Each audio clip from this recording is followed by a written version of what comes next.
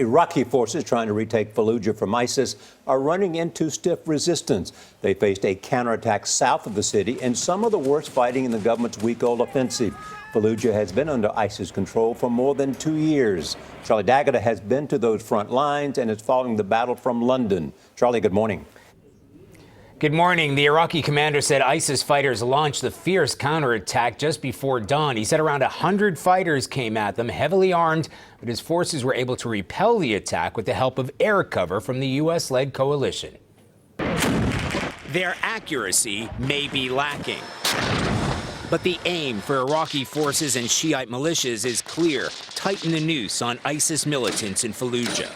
Commanders say ground troops are closing in on 3 sides, led by elite Iraqi counterterrorism forces backed up by U.S.-led airstrikes.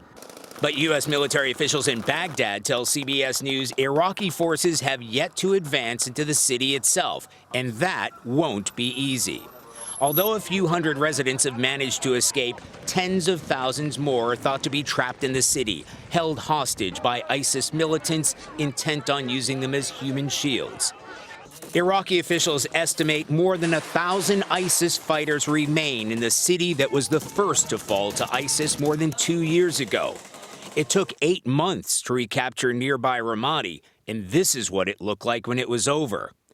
Iraqi forces have discovered networks of tunnels left behind by ISIS militants and entire neighborhoods booby-trapped with homemade bombs.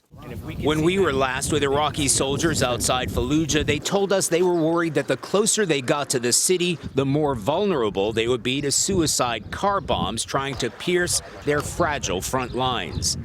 Even as forces push into Fallujah, ISIS has struck back elsewhere, unleashing a wave of suicide bombings in the capital that have left more than 100 people dead and counting. Now, this morning, the UN announced that 3,700 people have fled since the offensive began, but they're risking their lives to even try. ISIS had controlled all the roads leading out of the city, and they've been known to execute anybody attempting to leave. Gail? Thank you, Charlie.